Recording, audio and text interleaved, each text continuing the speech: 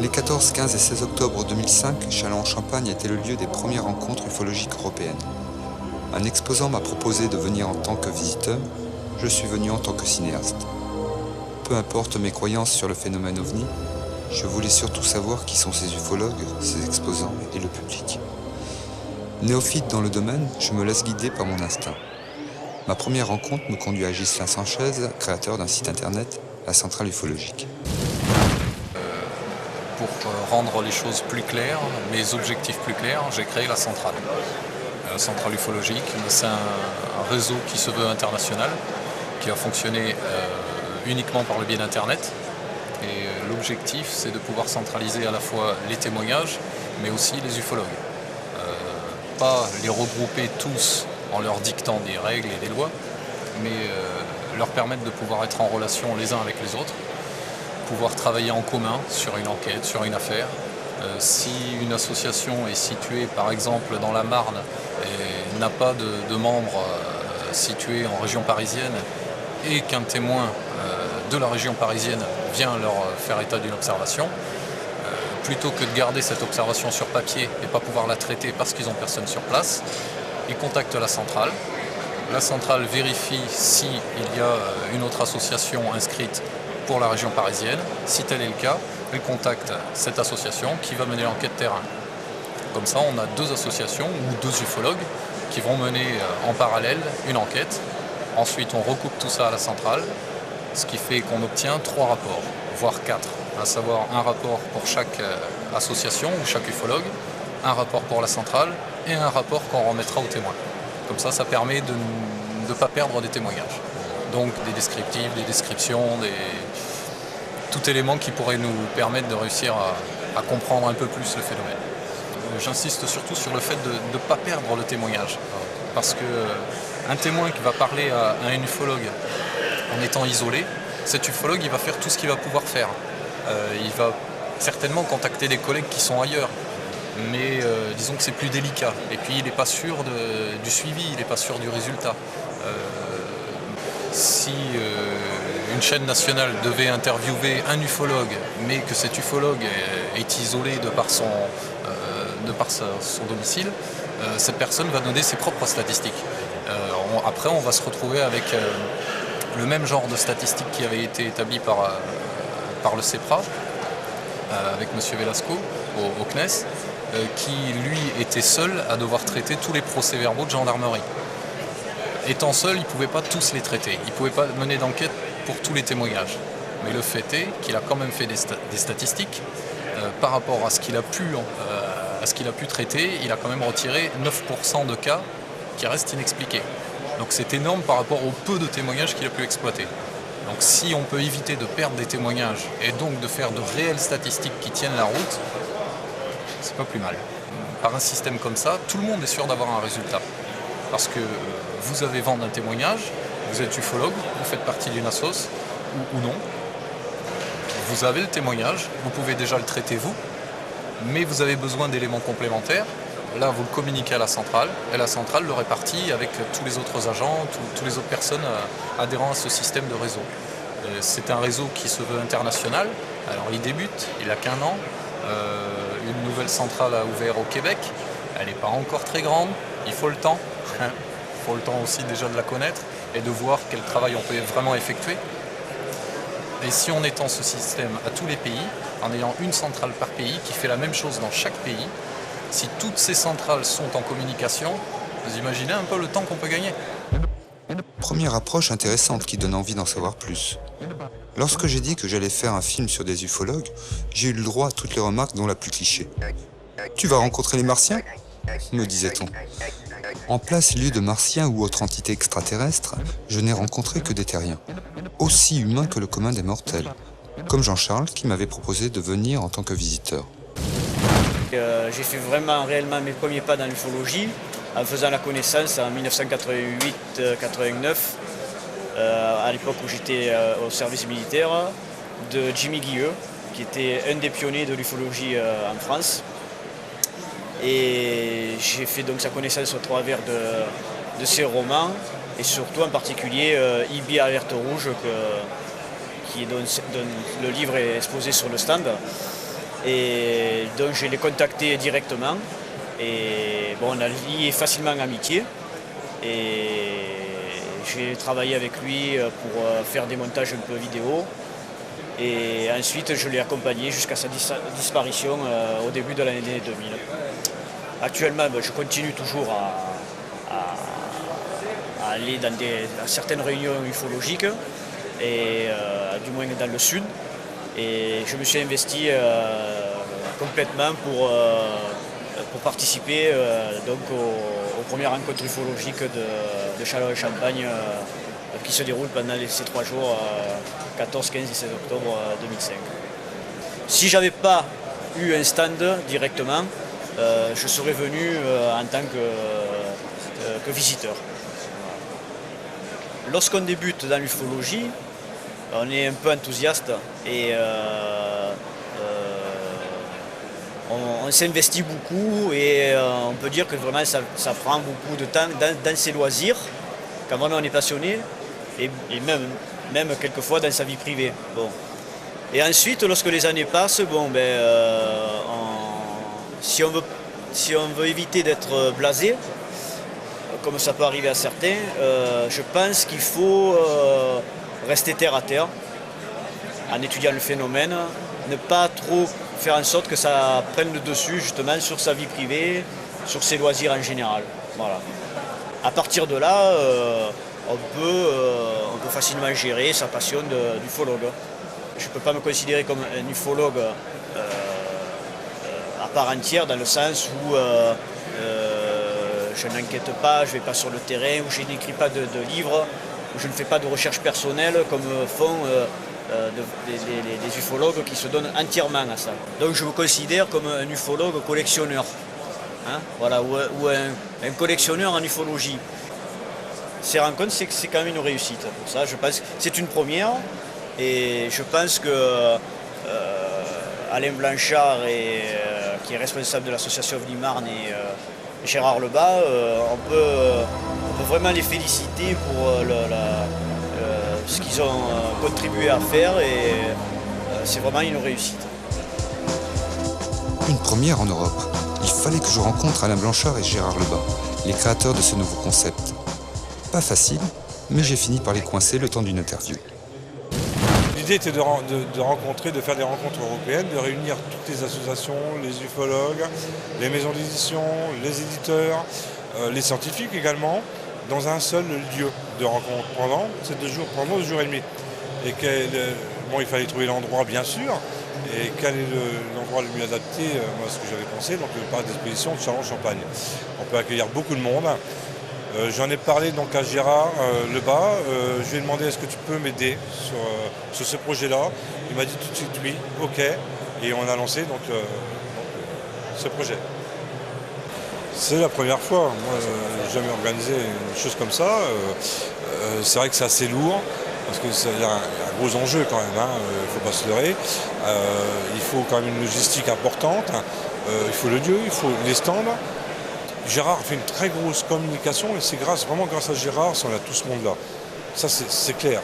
Il connaît tout le monde, Gérard, et ils ont répondu oui. Et je pense que si tout le monde a répondu oui, c'est parce qu'il y avait une demande de la part des ufologues, des scientifiques, de faire des rencontres comme celle-ci. Également, vous pouvez voir depuis hier le monde qu'il peut y avoir. On est même surpris, mais tant mieux, c'est une bonne surprise. Et on voit qu'au niveau du public, il y a vraiment de la demande.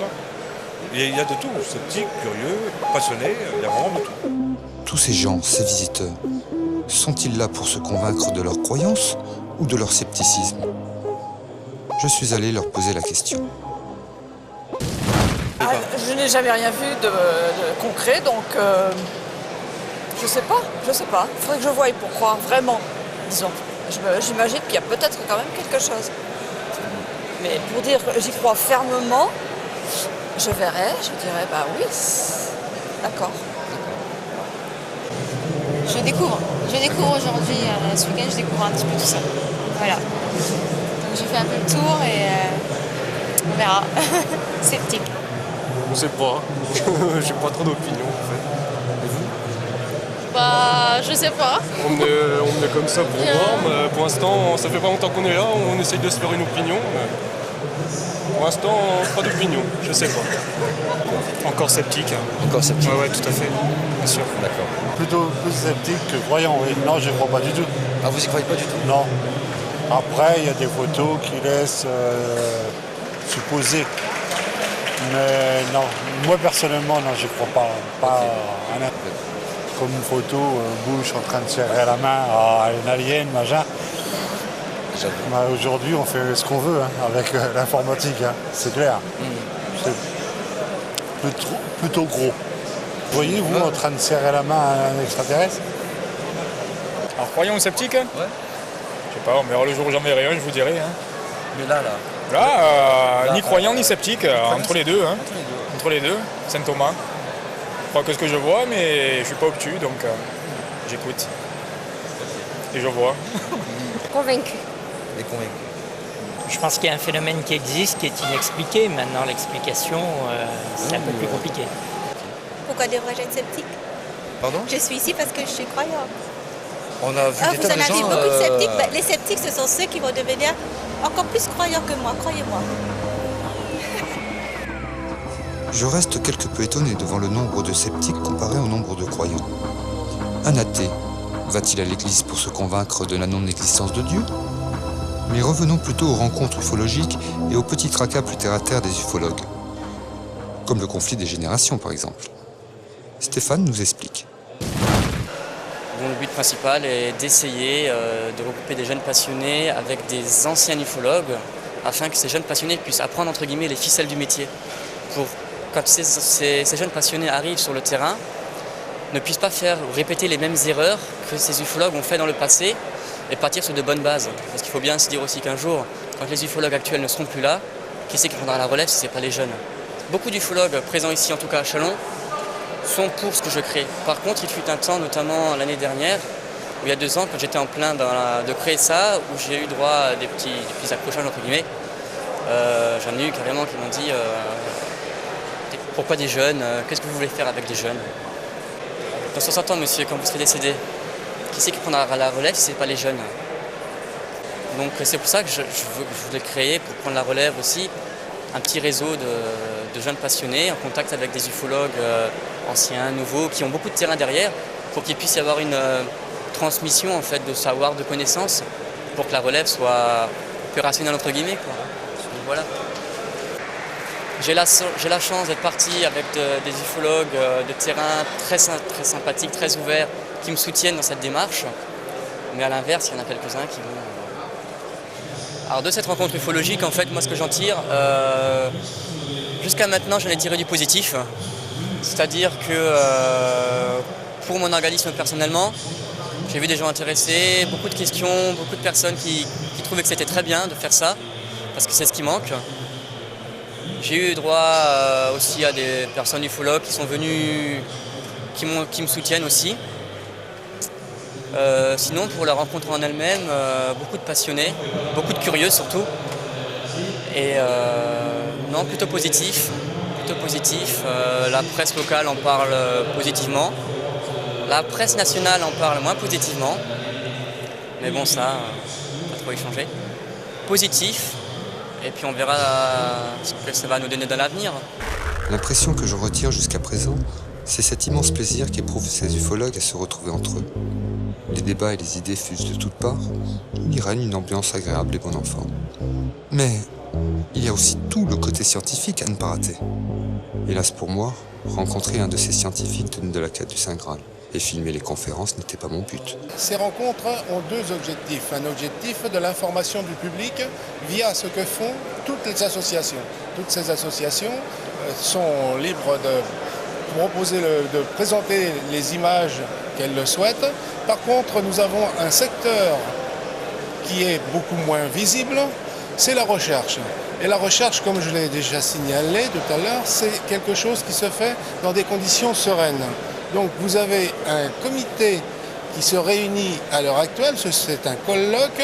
Ce colloque réunit plusieurs dizaines, il y a entre 20 et 30 spécialistes du phénomène OVNI qui sont en France à l'heure actuelle, qui nous viennent d'Allemagne, qui viennent de Suisse, d'Italie, des États-Unis, d'Angleterre, donc un peu partout dans le monde, et qui participent donc à ce colloque où ils vont faire en quelque sorte le point sur l'ufologie européenne. Là, c'est quelque chose de plus caché, de plus discret en quelque sorte, et c'est pour cela que nous avons dans les rencontres ufologiques européennes de Châlons-en-Champagne deux faces. La face publique que les gens souhaitent voir aussi, puisque les associations ont conçu, développé, imaginé et ont présenté en définitive un certain nombre de stands dans une conception par laquelle ils estiment que le public est intéressé.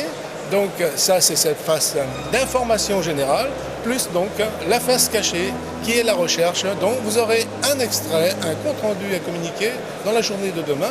Là, c'est moins visible, mais c'est beaucoup plus sérieux.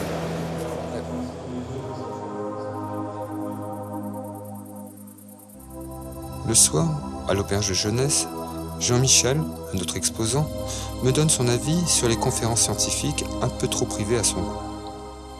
On dit voilà, on a organisé ici une rencontre entre des scientifiques qui travaillent sur le sujet et qui ont besoin de faire le point. Cette rencontre, elle est fermée, elle se passe entre eux. Autour de ça, il y a des stands et il y a des gens qui sont là avec des conférences pour présenter, animer ils n'ont même pas employé le mot animer, mais pour dire aux gens des choses comme ça, mais un peu banales, quoi, sur les extraterrestres, etc. Donc, nous, on fait partie des choses banales. Le gars a terminé de parler avec son micro. Je suis allé le voir, je lui ai dit, excusez-moi, je ne fais pas partie des gens. J'ai fait 900 km pour venir ici. Je paye mon voyage. Et toute la recherche que j'ai faite jusqu'à maintenant, je ne considère pas qu'elle ne soit pas sérieuse. Qu'est-ce qui permet, parce que la question elle est là, qu'est-ce qui permet par rapport à l'inconnu, par rapport à l'inconnu, tu es sur un radeau, tu vas affronter la mer, tu sais absolument pas si les gens ils ont déjà vécu cette opération-là.